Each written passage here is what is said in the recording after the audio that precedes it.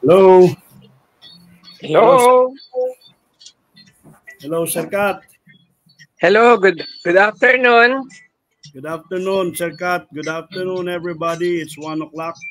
I'm a little bit late due to certain appointments, but I'm here, alive and kicking. And Brad Pitt, hello. Kamusta na? Brad Pitt, hello. Kamusta na? Well, Sir Kat, our topic for today is safety on voting. Yes. We did not made it to the party list, but we hope we could give our people some advices on our certain things what to do about politics. Alam niyo naman, kami ni Kat, we're senior citizens. We hope that you would use this right of suffrage to vote the right people in place. Yeah. Kamusta ka na, Kat? Are you doing good? Yes. I've just been to Masinloc, Power Plant Company Limited. Bauer? Yeah, coal-fired power plant. Oh, that's very good. So, hopefully you could invite us there. Kaisko.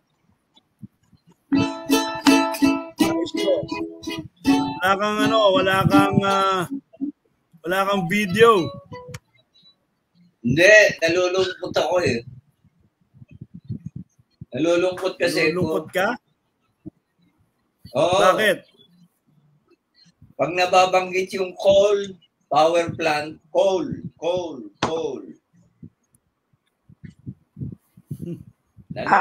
fire. No to coal. Uling yun eh. No to coal. Lots and lots of coal.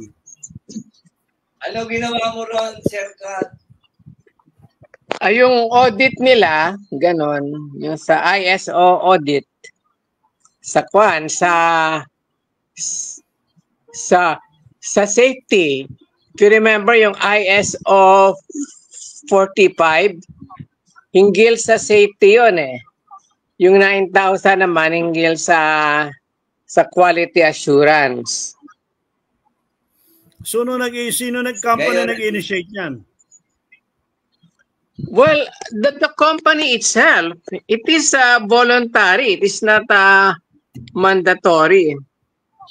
Okay. Meaning they can... Sayang, hindi na tayo umabot. Well, we can invite their safety officer to be our guest. Yep. We should do that. Para safety in power plants, ganon. Nga pala, ewan ko lang kasi I have to buy my own ticket. On October 16 to 17, I will be a resource speaker on heavy equipment sa Workplace Advocacy Safety or WASPI sa Davao, sa anong hotel yun, Pinnacle Hotel. October 16 to 18. Sa 17 ako magsisimula. Doon ang talk about heavy equipment. Wow, good. No, not good. Not good. Not good. Tayo, medyo gumawa na rin tayo ng organization natin na try to bring up people listening to us. We'll have our own organization. Yes, good. Instead of us just being mere pawns of it, we become the queen, the knight, the bishop, and the rook. Wow, not the pawn. Wag. We're pawns right now.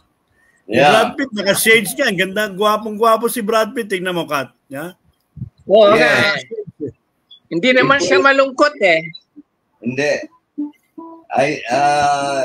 Mahirap yung pawn. Pag naging pawn tayo, we will end up in the pawn shop. Oo. Regarding, Pon. O Kat, nakatabingi yung monitor mo. Oo. Yan. Ganda ng mo, t-shirt mo, music ko. Oo, nakalagay dyan eh. Music saved my life. Ayan. True what? That's Ewan ko, it is just a saying by Lucius Lyon. Yeah, that is scientific. Yes, because music is about vibration, frequency. Yes. Exactly. It creates some sort of relaxation, anti-stress. If you want to unstress, listen to music, especially yung mga classical. Kasi nga yung mga babies, pang nasa womb, pinaririnig na sa kanila yung mga classical music para gawing more intelligent. But not yung hindi paglabas nila. Paglabas ng mga bata, hindi na umiiyak. Yes. Kalmado. Pero hindi not necessarily music. Yung sound lang it has an effect. Yung cymatics, Sirkat, cymatics. Have you heard of cymatics? Yes, for example, yung heartbeat ng mother, ganon. Kaya, if you can replicate kung umiiyak yung bata, if you can replicate the sound of the heartbeat of the mother, makakalma yung bata kasi mareremember niya na nandoon pa siya sa womb ng kanyang mother. Ganun pala yun? Yung certain hertz, meron sila tinatawag na love hertz. Kunyari yung 5 to 8 hertz. They say it's the love sound. It's good. Yung vibration din kunyari yung mga low frequency, yung equivalent sa yung heartbeat o kaya yung equivalent sa natural na frequency ng tao, pag pinatugtog mo yon, yung tao magre-resonate siya doon, sasama siya doon. Yes. Pag hininto mo yung vibration na yon, mamamatay yung tao. Kasi sumama na siya sa ganong klaseng vibration, naging nag-resonate na siya doon Ay kung pinatay mo yung original vibration na yon or sound, mamamatay din yung tao. Bakit may nakasulat? May advertisement ka pala. Si Sir yan? Dagal. Ronnie Dagal yan. Yung mga binigay niyang naman, yung mga magiging guest natin, hindi naman nagre-reply. Oil and gas training. Meron sana siyang binigay ng mga guests. Hindi makontak ni Marvin. Kasi it requires a certain expertise. Ronnie. It requires a certain na expertise to be a guest all about safety. Magbaback out yung walang alam sa safety And then siguro kay Ronnie Dagal makakatulong tayo in order to market his courses. Kasi hirap nata siya mag-market Ronnie Dagal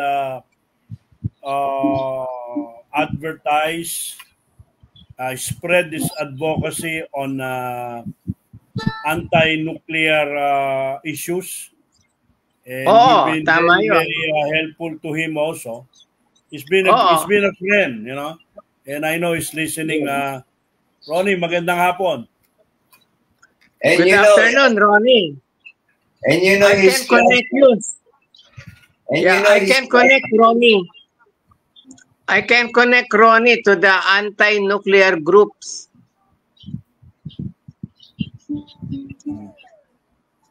Marami yan eh. Oh, marami yan. All of them are my friends. Kami so mga pro. Kat, kami mga pro ni Brad Pitt. Kami mga pro. Oh, yun ang mas friends ko eh. Because I am on the both sides of the fence anti and pro. And then I feed them with the scientific base or evidence by science in terms of nuclear power. And then they make the decision. Because if the people are not provided with the right facts, with the right science, then their decisions will become faulty. They cannot make intelligence decision if their basis is based on superstition o kaya religion. Kasi kalimitan sa anti-nuke sa anything, hindi na sila nag-iisip Parang dogmatic ba? Parang sa religion. Basta nuclear is the work of the devil. Yun ang isipan nila. So we must provide them the facts based on sound science. Yung sound science is very important. Hindi lahat na nagsasalita ng science, sa mga graduate ng science or engineering, is based on sound science. Yun ang mahalaga doon To give them the right knowledge in order to for them to make the right decisions, intelligent decision, that is. Yes. There should be a certain basis or a standard, di ba?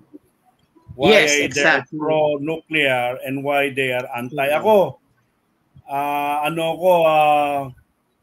pro-nuclear ako dahil last Friday night, nag-blackout.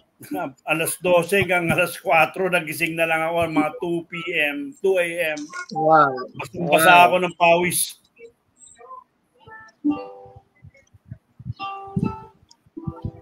Kaya yun ang reason niyan because the demand is lesser than the supply.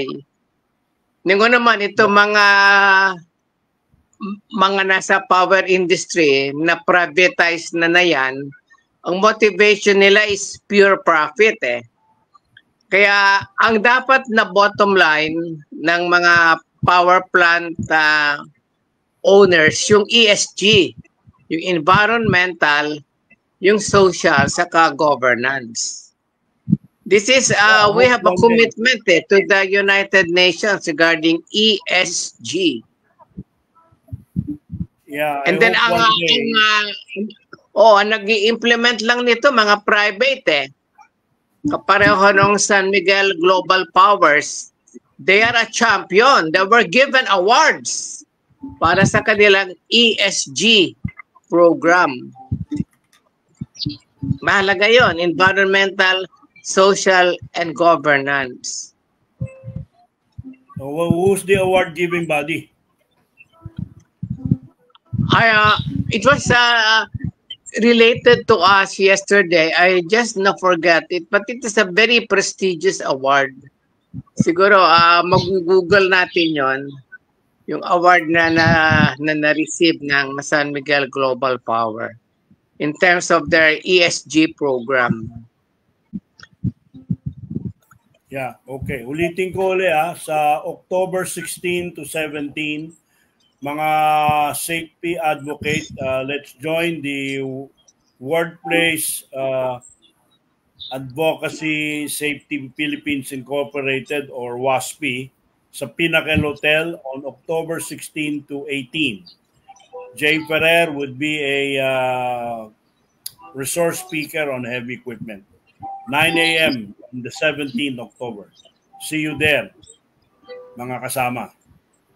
Ayos, Yes.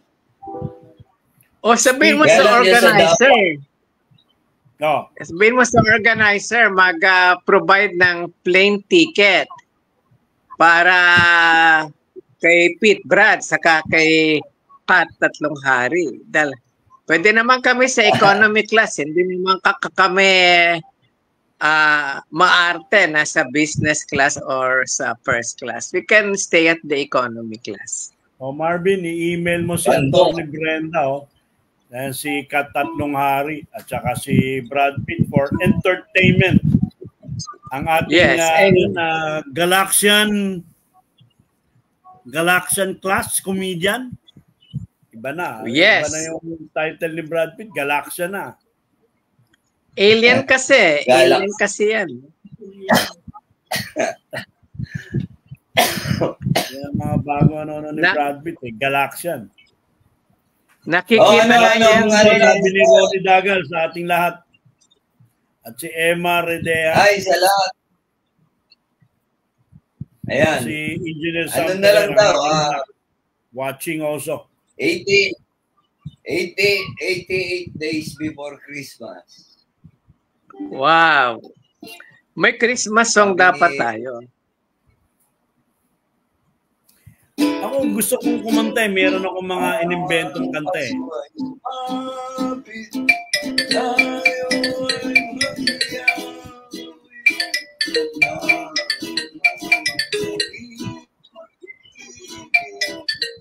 May tumatawag. Oo, may tumatawag. Kanina yan. Sa akin. May tumatawag eh. Sa akin ba? Baka kay Brad Pitt. Wala sa akin ang cellphone ko eh. Sino yung tumatawag? Baka si Ronnie Dagal yung tumatawag. Sige ba? Sino yan? Hindi ko kilala eh. O yan o. Nag-comment na si Ronnie Dagal sa inyo. Hindi sa akin yung yung tumatawag. Sa akin. Sorry.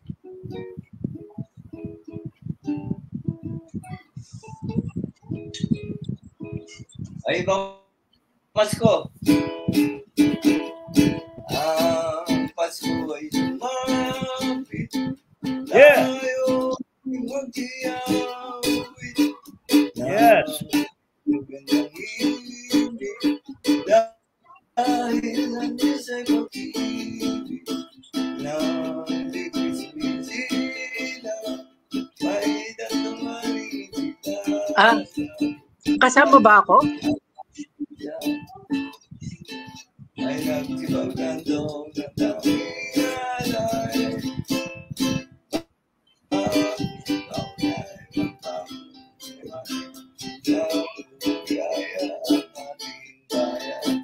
Tayo magsikap upang makamtan natin ang sagana.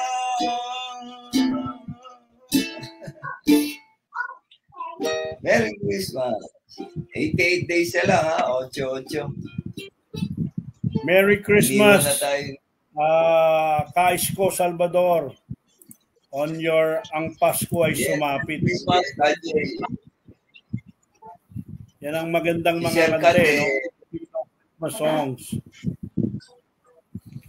Di na tayo natuloy. Kailan ba natin ma-schedule yung pagpunta natin ng Bulacan? Oo nga. Busy si Sir Kat eh. Ako Next kasi time. may family kami. Hi, Next Kat. time. Yes, next time. Dapat i-schedule. Mahirap yung next time. Okay, oo, tama. Wag yung dapat may target. abruptly. Yun. So, more or less, kailan ka libre, Sir Kat? Well, magbigay kayo and then Next relatively, I'm free naman eh. O sabi ni Next week. Ronnie Dagal, mag-invite tayo ng professional organizations. Mahirap nga mag-invite minsan. Kaya nga, alam mo, pag tuwing Sabado, hindi pa nila kung pagka-congressman na siguro si Isko Salvador, medyo makakakuha na tayo. Si yung another Isko, si Isko Moreno, Brad Pitt, nangangampanya na sa Maynila or mayor. Wow. Sinong makakalaban niya? Yan, nila Kuna.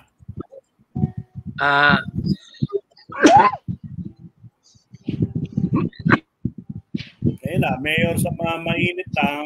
Ang katandem ni Isko Moreno, yung anak ni Lito Atienza. Wow, sino yan? Hindi naman babae. Si Kim. Hindi si Kim. Babae. Chi ang pangalan. C-H-I. Chi Atienza.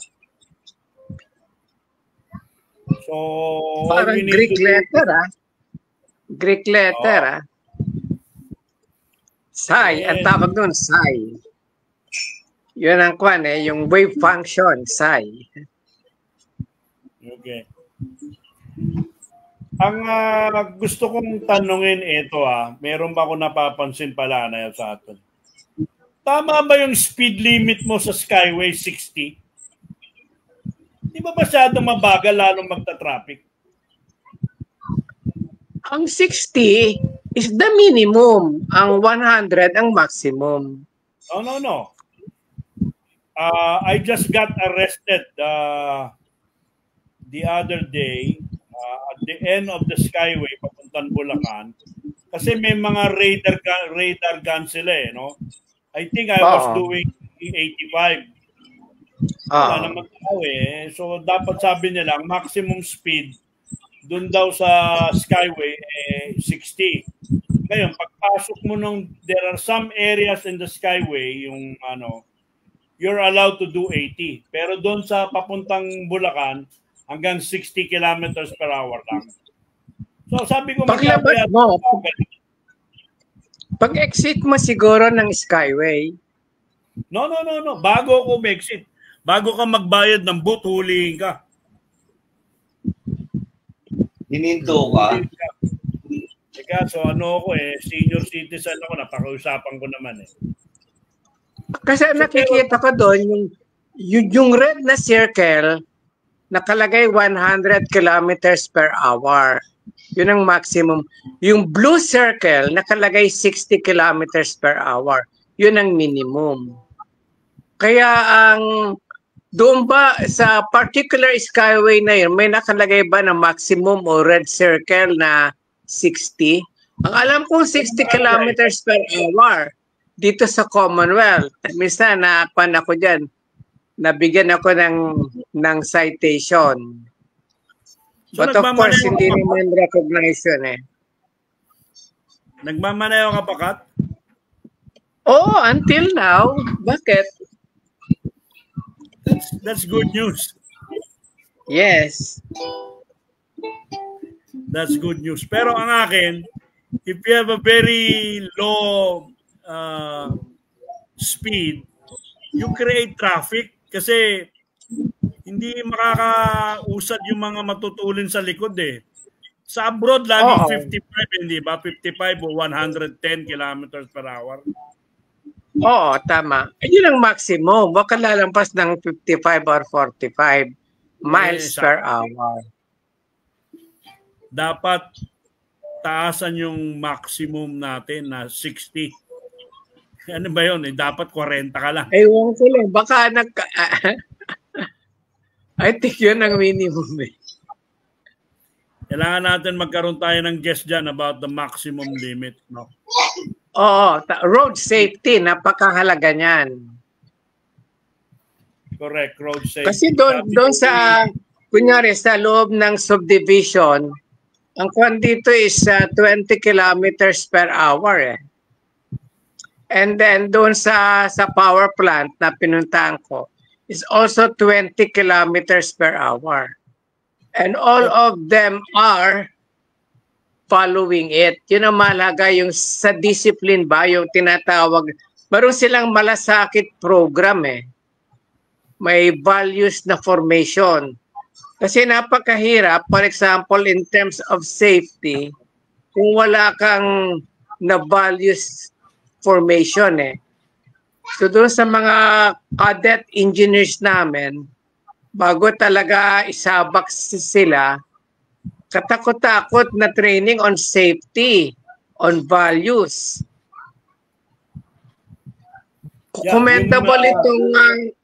Commendable itong San Miguel Global Power for their safety program.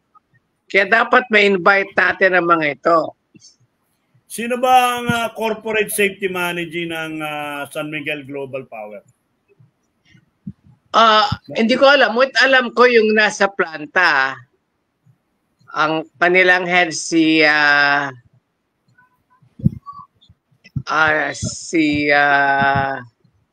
Darwin, kamag-anak ni Charles Darwin. Okay. Si Jason, si Roan. Yan, invitahin natin ang mga ito. Si Russell. Yan, mga top safety officer ng San Miguel. Kasi they have the money and they have the power really to implement yung safety programs For example, in terms of equipment, especially yung mga companies na certified sa ISO 45,000. That's great. Yun ang dapat mag-imbita tayo ng mga ISO 45,000 auditor. Alam nila yung safety. Kung may kilala tayong companies na certified ng ISO 45,000, imbitahin natin ang mga yun. Maybe we can have a shout out to our audience. Ang kumpanya ba ninyo is ISO certified 45,000. Oo. Marami naman nakikinig din sa atin. Katulad nito, ni kabrad ko si Dayal Yaya Saripada Gargana, safety officer Dayal is watching daw. From where? And John Elmer Aquino. Ayan, yan ang mga bago nating listeners. So, keep tuning. Text your questions. We have Sir Kat, Tatlong Hari of Leadership in Environmental Engineering Design, or LEED, is also a nuclear physicist. And our Galaxian comedian, si Brad Pitt, Oy, ako yun. Yan, ikaw yun. Hello sa inyo. Merry Christmas. Yan, malapit na. Hopefully, babatiin ko rin si Cuenca Mayor Alexander Magpantay. Hopefully, kami ang kunin yung entertainment sa inyong Foundation Day. Magandang hapon, Mayor Alexander Magpantay ng Cuenca, Batangas. Nag-uusap pa raw sila malapit na yan. Malapit na yan, sige, Dayal, magkikita tayo dyan sa MLQU anniversary, ng mga Triskelion. Magkakape na si Sir Kat, Oo, tayo wala pa. Pinainit ko na Juice natin, Hindi ko nainom kagabi. Pinainit ko na lang. Masarap ito Brewed coffee mula sa Subway. Brewed coffee mula sa Subway. Antioxidant ito Pampagising. Oo. Yan ang ganda. Gising na gising ka na talaga, di ba? Oo, lahat ng body parts, including private parts. Ako, makita ko ng si Brad Pitt, gising na ako Kasi Galaxian comedian. Nakaka-relax yung kanyang vibration Alam mo, when you're in contact with people na relax, nakakakwan nakaka-contaminate yung kanilang vibration, yung presence nila, kahit na face-to-face or online.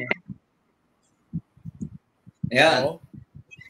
Ayan, no, kita mo, nababibrate na ako kay Brad Pitt, oh.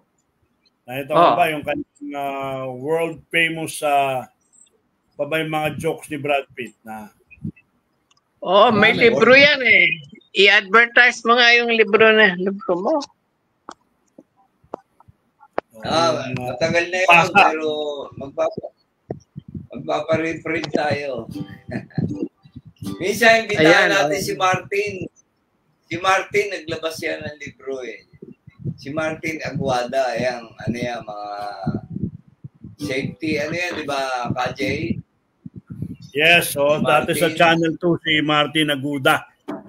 Ngayon director yata si Martin ng Safety Organization of the Philippines. Isang organisasyon din sa invite natin. SOPI, oo. SOPI. Nag-launch yan ng libro eh. About safety, pero may comedy. Inumbay niya. Okay, yun. Oo. Ako nagsulat nung niya eh. Maiksi lang na forward. Pinasulat niya ako ng forward ng libro niya. So, minsan guess natin. Next week. Matagal na rin yan sa sa safety, Oo, mga kumbaga man sa manok, mahaba na tari niyan. Oo. So, pwede natin siya interviewin. Naging guest na natin siya actually. Diba?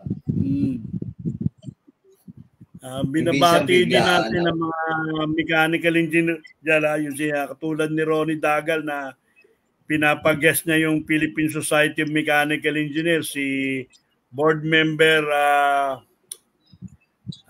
Ramon Pestin Solis, no? Magandang hapon po sa inyo dyan, no? Pagka meron tayong panahon ng mga mechanical engineers, electrical engineers, civil engineers, magkaroon tayo ng healthy discussion about nuclear energy. Ang mahalaga dyan, dito sa mga professional organizations, for example, mga engineers, that they gave out a manifesto or white paper hinggil sa nuclear power. If they are against or if they are for, they must speak out. Kasi ang scientific mass culture ng Pilipino ang baba eh. Kasi yung kultura natin is based on ignorance and superstition. At siyempre, malaki ang epekto dyan ng religion. Kaya yung sa iba, ginagamit talaga nila ang religion to go against nuclear power. Pag ganon. Kaya itong mga nag-aral, educated ng mga engineering practitioners, they should give out their a white paper or their press release or their manifesto or aid memoir regarding nuclear power. Pero ako, tingin ko diyan kasi gusto ko yung nuclear, pansamantala. Pansamantala. Kasi pahabaan. Ang mahal ng kuryente pa rin. Kasi, hindi, ganito KJ, kaya ako nasabi yun. Yung naniniwala ako din, there's always a better way. Yung kay Tesla, kasi yung mundo, siya magneto, electric. Okay. Yung mundo mismo. So, isa siyang parang malaking battery na pag kumunik ko sa kanya, sila Tesla na-proven na yun. Kaya nga, dinidir niya wireless and free. Kaya doon siya nadali. Yung mga businessmen na greedy, ayaw yun, of course. Kasama na dyan Kasi sina Edison, Westinghouse, George Westinghouse, Thomas Alva Edison. Tsaka yung may-ari ng may-ari ng bangko. Si ano ba bangko, yun? JP Morgan, ayun, JP Morgan. Yan ang mga powerful man ng araw sa Amerika. Oh. Ito naman ako, Brad Pitt. Kaya, pineapple juice. Oo, ingitin ko muna kayo. Ano yan, pineapple juice? Yes, pineapple juice. Ako, sarap yan, Del Monte. Saka kuwan yan, frozen. Parang nasa frozen mug or frozen. Yep. And once we go out to Bulacan, I'll treat you to one pineapple juice. One for Kaisko, one for Tatlong Hari. Oh, may nakikinig sa atin. May nakikinig sa atin. Isang magandang babae, si Engineer Rachel Aurelio, ang presidente ng NPAP 4.0. At sabi ni Ronnie Dagal, religion is not related to nuclear. Oo, definitely. Ang sinasabi ko, yung mga mindset ng mga tao, kasi ang tao, meron yan tinatawag na existentialism, yung kanyang personal persona, yung kanyang personal mindset, may kaugnayan niya sa kanyang pag-iisip. Di ba yung epistemology, yung source of knowledge, saan ba nanggagaling ang knowledge ng tao? Yung tinatawag natin na rationalism, empiricism, saka yung existentialism. Doon sa existentialism, doon papasok yung personal bias mo yung katauhan mo Kung ang pag-iisip mo ay black and white lang, the good and the evil, yung parang ang tingin mo sa mundo is dichotomous either bad or good ka, either evil or good. Kasi sa kanila parang ito ang kanilang concept ng dialectics So ang sinasabi ko doon, kayang-kayang i-persuade ng mga tao using the religious fervor or the religious orientation ng mga tao because we are a religious country. Kaya ang laki ng impluwensya ng simbahan. And that is good if it will be for the liberation of the people. Kung gagamitin nila ito sa mga issues na scientific, like nuclear power, mali na tayo. Kasi ang sigmaan is dogmatic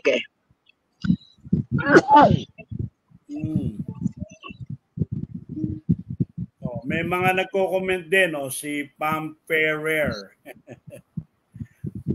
Pros, nuclear power energy, low carbon energy, nuclear power plants don't emit greenhouse gases during operation, making them a valuable tool in combating climate change.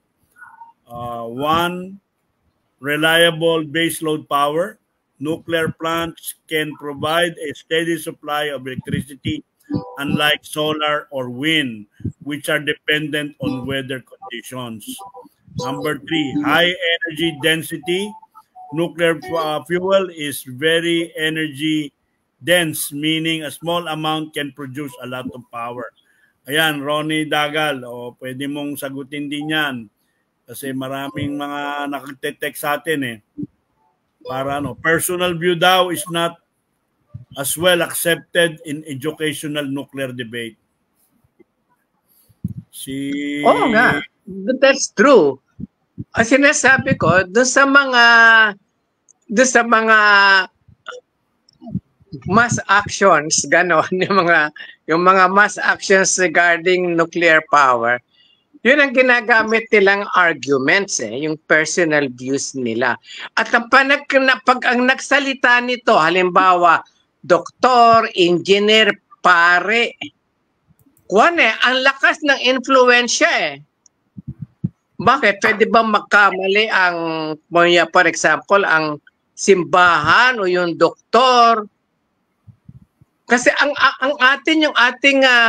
yung tinatawag na personal impression, perspective. Do you know that impression is greater than the truth?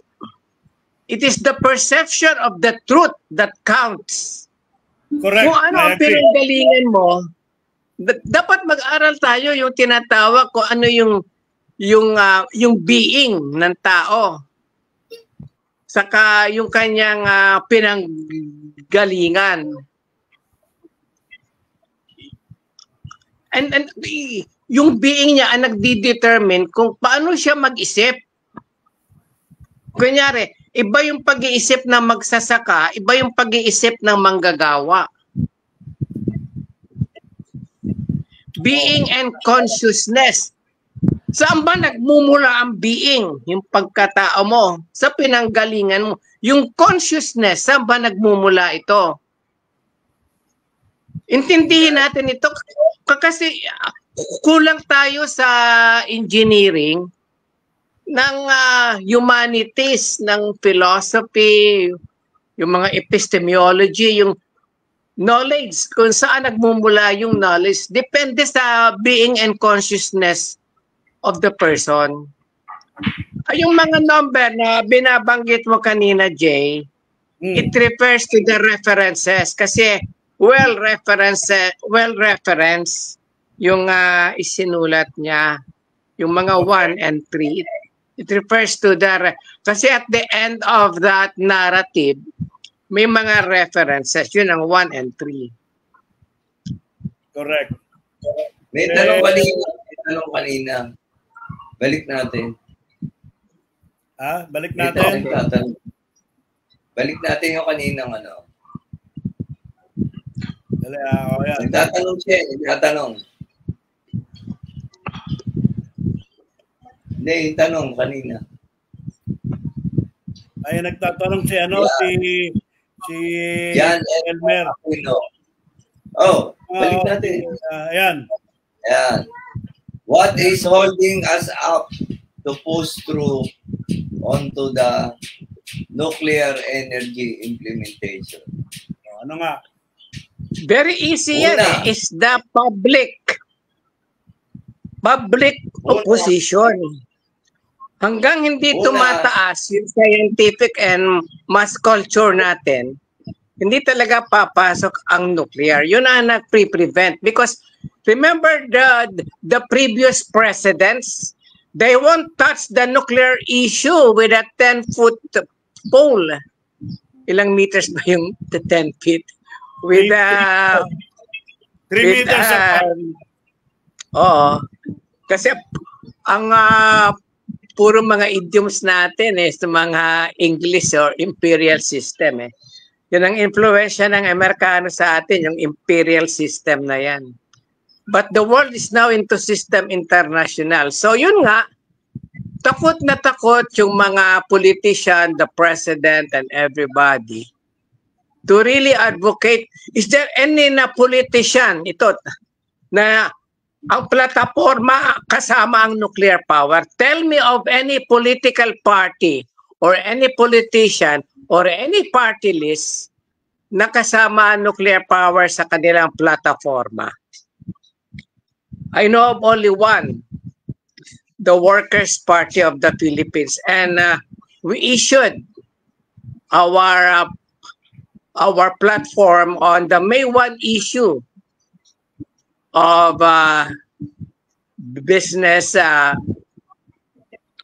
on a business magazine. It's only one of all the political parties or all party lists or whoever who advocates for nuclear power. So that is the main issue, the public perception or impression of the nuclear power. At yung mga politiko natin natatakot. So hinihintay nila na pataas ang presyo ng electricity. Because yung sinasabi mo, Brad Pitt, na transition energy, tama ka eh. But ang transition energy on, as far as the DOE is concerned, is the liquefied natural gas na bibilhin din natin sa Middle East. Kaya nagtatayo na San Miguel at Aboitiz ng receiving na facility or storage ng LNG, liquefied natural gas. So yun ang energy transition na tinatawag ng DOE. Takot na takot sila na mag-advocate for nuclear power. Saka isa pa, doon sa nagtatanong si John, kailangan niya ng batas. So, kailangan makapagpasa ng batas na gagamit na tayo ng nuclear. Ganun yan. So, oo. Ay sino nga ang magkakwan yan, ang magpa-file ng bill? Ang ginawa ni Marco Wangco, nag-file siya para doon sa Nuclear Regulatory Agency, yung PhilAtом. Kinakailangan na mayroong regulatory agency. But hindi pa nakakapasa yun sa Senado.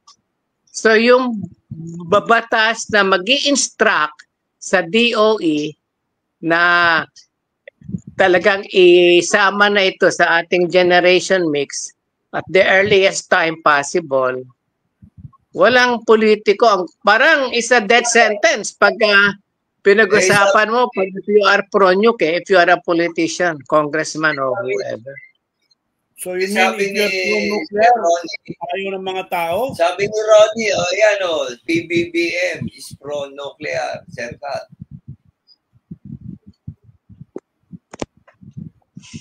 Ba't nakasama ako? BBM. Yes. BBM is pro-nuclear. Tinatanong ka niya ako. Yes. Yes. Oh, meron na siya na pronouncement na ganon. That's good. But papaano mo nga ma-actualize yung kanyang pro-nuclear stand? How do you do it? Sa batas nga. Sino ang magpapasimula niyan? Ganon. So ang pwede dyan, for example, yung mga private power industries, ang San Miguel, ang sa Aboitiz, nagsha-shopping na ang mga ito sa mga small modular reactors eh. But the question is, sino ang magre-regulate yan? So dapat sabihin ni BBM sa Senado na urgent yung bill ng Nuclear Regulatory Agency, yung PhilAtom. Mr. President, please.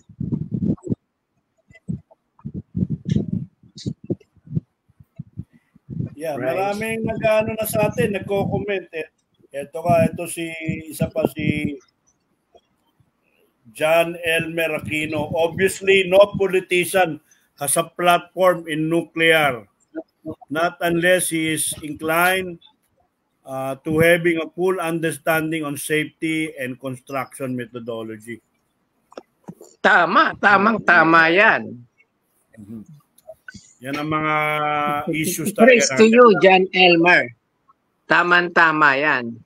Yung tinatawag natin na full understanding based on sound science. Pero Kat, how do we understand the universe? Ganon. Kat, matanong ko lang, if we plan to build a power plant today, a new nuclear power plant, how much do you think, how many billions of dollars would it be? A new power plant. It will be quite expensive, ganon. Kasi it's a new technology. Now the question, how do we make it cheaper? If kailangan yan, human resources and material resources. So, yung sa human resources, sino ang magko-construct at sino ang mag-design at sino ang mag-operate? Mga foreigner, mga consultants. So, ang unang-una, dapat mag-develop tayo ng manpower, ng inventaryo ng mga nuclear scientists and engineers sa Pilipinas by having nuclear energy programs and courses in our engineering schools. Yun. Kasi it will be more expensive kung puro consultant yan eh. Babayaran mo yung plane fare, yung kanyang hotel, yung pag-relocate ng family niya. Okay? So kinakailangan talaga mayroon tayong pool of nuclear scientists and engineers. Pangalawa, yung material resources. Sa nating i-import, sa nating kukunin yung mga materyales ng for maintenance, yung mga spare parts. Ang solusyon dyan is national industrialization. Kung steel vessel natin, are we capable of creating the steel vessel for the reactor? Imported na naman yan. Oo, wala yung mga kinakailangan sa construction. Ay, yung mga construction nga natin na mga buildings, especially green buildings, imported lahat yan eh. Yung classical example. Imported? Oo, halos lahat. Halimbawa yung glass, yung low E, yung low emissivity na facade. Imported yon. So, kinakailangan natin ng state planning for the government to dictate upon this private industry on what business to go into. Pati salamin, wala tayo, bakal. Meron lang dito, semento. Ganun ba, Kat? Ba't nauubos na rin yon? Kaya nga, ang dapat paghandaan natin yung mga renewable construction materials. Forget about the concrete and steel because these are finite. Mauubos din yan. Extractive industry yan. So, kailangan natin yung renewable construction materials. And one of them is engineered wood or engineered bamboo. Nung nagpapasimula tayo sa engineered bamboo, we have Rhizome in Cagayan de Oro who is producing engineered bamboo. But kalimitan yun for export eh. Kasi yung ating mga engineers, takot na gumamit ng bamboo eh. Kasi kung daw yan, mahuna, gano'n. Hindi nila tinitingnan yung structural data niyan, yung mga torsion strength, yung mga structural properties ng engineered bamboo. In the same way with engineered wood. Yun. And then, for example, if you see yung Clark na airport, saka yung Mactan Airport, ang structural load-bearing components niyan is engineered wood eh. And this came from Austria. Imported na naman. So if we have to have green buildings, itong mga iconic buildings, itong mga efficient buildings, kinakailangan ma-develop natin yung industry ng construction materials. In the same manner, yung mga kinakailangan ng nuclear power plant. For example, yung nabasahan na gagamitin mo dyan, kailangan nuclear grade. Lahat ng gagamitin mo dyan, kailangan nuclear grade, yung may stamp ng N. Halimbawa, kung may mga sa pintura, mga painters, may mga accredited painters ba tayo? Ang ina-accredit lang ng TESDA, welders eh. Yung mga mason nga, ina-accredit ng Holcim. Thank you, Holcim, for that. Yung painters, in-import pa natin eh. I think sa Spain pa natin. Kasi may silang accreditation. Sino sa Pilipino na painter na mayroong accreditation? Na pwede magpintura sa nuclear. Layo-layo pala natin bago tayo maging nuclear compliant. Oo, yun. Kaya kailangan yung national industrialization. Hindi yung puro non-productive ang industry natin, di ba? Puro retail, gano'n. Pero I am amazed, Kat, at what you said, yung kasi nakita ko yung Mactan Airport at Clark Airport na yung mga I-beam binalot nga sa kahoy. Tatanong ko lang, bakit kailangan ibalot pa yung I-beam na bakal sa kahoy? Yung pala Hindi ka, yung mismong structural niya is wood. Engineered wood yon. Hindi binalutan yon. Hindi yun architectural. It is structural. Can you ask them, ganon? Structural yun eh. Maganda. Kaya tinatanong ko, how about overtime? Will it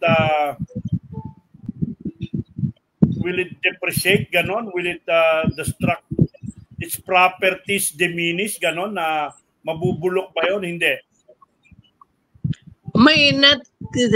May treatment procedures yan. The same way with bamboo. Kasi ang problema natin sa bamboo, yung bubuk-bukin. So if you extract all the moisture, ilalagay mo yan sa autoclave, ganon. And then, yung moisture niya mawawala. Saka yung kakanyang, yung kinakain dyan ng bamboo, yung kanyang organic content yun, kaya pinupuntahan niya ng bukbuk Aalisin mo yun para hindi na siya bukbuk. There is a treatment na process. I invite you to go to Rhizome sa Cagayan de Oro. I have been there. De Oro. Sino ba taga Cagayan de Oro? Manny Pacquiao? Hindi, taga General Santos yun. Okay, Jojo A, sa may link yan kay Manny Pacquiao, di ba, Brad Pitt? May tanong ako kay Sir Kat. Sige, go ahead. Yung aside from bamboo, mayroon ako mga nakikita dito lang sa online na maganda rin yung hemp. Yes. Ano tingin nyo? Oo. Yung hemp kasi, di ba yung sa Manila hemp, yun ang pinaka in-exploit during the American period and even during the Spanish period. Yun ang mga source ng income natin, yung sa Abaca. Tinatawag nila na Manila hemp. Ito ay pwedeng, yung sa textile, itong pwedeng magamit at yung cellulose content nila. So maraming uses ang hemp, yung Abaca, yung Manila hemp. Pag ganon. Yun. Kaya nga ang dapat tingnan natin, itong i-develop natin ng mga industry, yung mga indigenous materials. Kita naman natin ang nangyari sa sugar, ang nangyari sa coconut, at yung iba't iba pa. Ang hirap mag-compete sa ibang bansa na ang taas-taas na ang kanilang state of science and technology. So ang solution talaga dyan is i-level up natin yung ating state of science and technology. How do we make the hemp, yung Abaca, into a more productive and luxurious industry? Marami siyang gamit hindi lang rope. Oo, marami nga. Hindi lang rope, pag ganon. Sa textile manufacturing, nung una, sa Mapua, may textile engineering. Nakuha ko pa yun sa Doroteo. Nung araw yon, ngayon wala na yan. Okay, ang nangyari kasi, umiwas tayo sa manufacturing. Ang gusto natin, consumer lang. Yun, exactly. Exactly. Natimbok mo yun na Brad Pitt. Consumer goods, ganon. Bili lang tayo ng yun. Bili. At ang problema na pag nag-emphasize ka sa consumer goods, tatalunin ka ng imported consumer goods. Di ba? Halimbawa, yung concept ng yung mga patis, yung mga condiments galing sa Thailand. Tingnan mo yung shelf mo, pumunta ka sa grocery, yung mga consumers good na took na tayo ng ibang bansa in terms of the production of consumers good. Bakit? Kasi mura.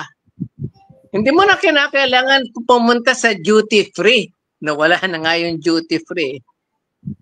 Because nandiyan dyan na sa grocery yung mga foreign consumer goods. So natalo tayo. Kasi ang ating state of manufacturing is very low. Wala tayong research and development. Yun ang kulang na kulang natin. How much of our budget is allocated for research and development? Zero. Hindi naman. In terms of the GDP, hindi naman 1%. zero. 1%. But ang kwan yan, yung tie-up nila dapat sa industry. Ang gagaling ng mga scientists natin sa DOST, hanggang research na lang. Ang gagaling ng mga estudyante natin sa paggagawa ng thesis. Ngunit is all gathering dust in their bookshelves. Maliban kung meron na foreign entity na makikita yung thesis nila, na ipapirate nila yung estudyante. And there are many cases of this. Especially, for example, sa MSI, sa Marine Science Institute, ganon. Yung napapirate. Tsaka, ang napapansin ko, yung katulad ko, Filipino businessman, hindi lagi sinusuportahan Hindi inuutangan nga kami. Hindi kami binabayaran, pinitlog. Oo. Maraming pag nagdemanda kami, napakatagal. Yung mga trabahador, hindi namin masuportahan kasi nag-abroad. So yung ating, sabi mo nga, yung ating pinaka-base, no? Mahirap natin ma-sustain. Napakaraming low-cost materials, no? Dapat kasi i-patronize muna natin yung Filipino-made product also and Filipino-made yung masabi mo nga sa nuclear plant, yung mga nuclear manpower natin dapat homegrown, hindi mga imported consultant na napakamahal. Kaya yung mga welder natin, we have the best welder in the world. Remember that. Meron kami dong welder na talaga yung kamay niya parang surgeon in terms of welding, yung mga metal slots doon. And she's a girl. Power to the women. The best welders in the world are women. Yeah. Why do you think so? I don't know. Yung kanilang dexterity of the hands, ganon. That's big. Tingin ko yung sinasabi mo rin mindset. Yung mindset ng lalaki. Attitude. Alin? Yung perception. Sabi mo kanina, perception. Oo. Ganun talaga yung perception eh. Ano ba ang perception ng you go out and then you ask them, okay ba nuclear plant? You just go out and then make a survey. Kasi nga ang scientific mass culture natin, yung kultura natin, nasira. Sabihin ako, delikado. Yun na agad ang una. Oo, yun. Oo. Yun. And then yung perception of safety. Ang sa example ko, kahit ilang eroplano ang bumagsak, sasakay ka pa rin sa eroplano. Kahit ilan ang mamatay sa motorcycle, pareho pa rin ang pagbili nila, tuloy pa rin ang pagbili ng motorcycle. But motorcycle is the most dangerous vehicle in the world. Especially here, na wala tayong traffic safety, road safety culture. Yung kultura kasi, we are a damaged culture. Ayaw ko sabihin na tayo ay bayang sawi. Dapat yan ang gawin natin sa susunod na episode, road safety. Oo. Marvin, yun nga sinabi. Pero unfortunately, gentlemen, we are more than 1 hour already. I do not know if Brad Pitt has still some energy. So, parting words, Kat Tatlongari, and then Brad Pitt, and then me. Okay, yun. Kailangan lang natin ang ating decision making must be based on sound science. on rationalism, yung tinatawag natin, let us differentiate reason from faith. Reason from faith. Basahin ninyo yung article ni Pope Benedict regarding this faith and reason. And then yung reason natin, yung rationalism natin must be based on the truth, on the facts. It must be on sound, credible, and true science. Yun po ang pag-asa natin science and technology. Yan po ang mga bagay na ginamit ng mga advanced na countries for making them more developed. To develop a country, you need SNT. Thank you and good afternoon and have a nice weekend. Wow, well said. And ako naman gusto ko lang sabihin yung aking Christmas wish na before the year ends, makapunta tayo dun sa Bataan Nuclear Power Plant. Tignan natin. Anytime. Mag-set tayo ng date. Mag-set tayo ng date. Ako na ang bahala. Yeah. I will be your tour guide. Kasi ang sinasabi nila, inanon na raw yan, kinarne, pinagkukuha na yung mga hindi ganun niya, inalagaan yan, may budget sila. So, marami talagang fake news about Gusto ko lang pumunta hindi para i-operate pa yan o someday patakbuhin. Gusto ko lang mapuntahan yung nasayang na technology at yung mismong plant na kung nagamit, nalaman natin kung delikado talaga yan. Kasi yung kasabay niya sa Korea hanggang ngayon, umaandar pa, wala namang sakuna, and naging mayaman ng South Korea. One of the reasons siguro, mababa ang kanilang energy. Yung bills, diba? So, yun lang. Sana maano yung Christmas wish ko.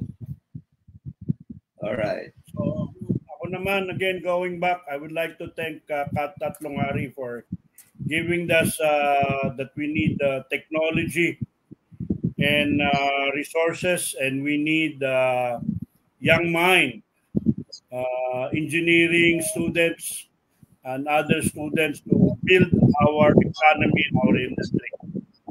So hopefully, next Saturday ulit, Brad Pitt and Kat Tatlongari. This is Jay Ferrer saying to you again, smile and be safe. Maraming pong salamat. Thank you very much. See you next week. Ronnie, thank you for listening. Thank you, Pam. Thank you, Sam. Thank you, Dial. Thank you, John Elmer Aquino. Thank you, sino pa ba? Si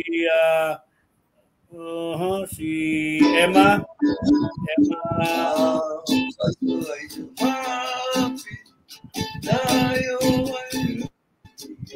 Si Emma Redeja. Ayun. No? Sam Ferrer, yan. Tama, no? Maraming salamat. See you next week, Brad Pitt.